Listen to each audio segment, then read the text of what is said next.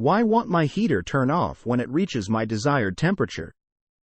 My wife and I purchased our first home this past year, and we did a bunch of repairs up front via a rehab loan, and one of the things we replaced was a very old thermostat with a new digital one.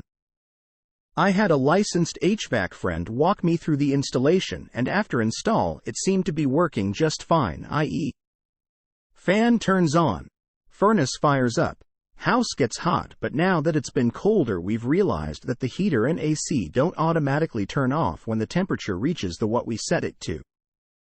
I didn't think anything of it because we never set anything on the thermostat other than the time, day.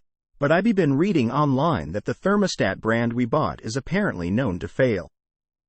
My question is, how can I tell if my thermostat is faulty when it does everything except turn off at the temperature we set?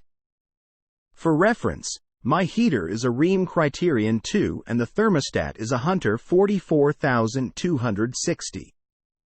Question from user Druda at Stack Exchange. Answer: if you can stop the heat using a switch built into the thermostat, then I'd guess you've wired it correctly and your problem is that it's defective. You should call the thermostat manufacturer and describe what's going on.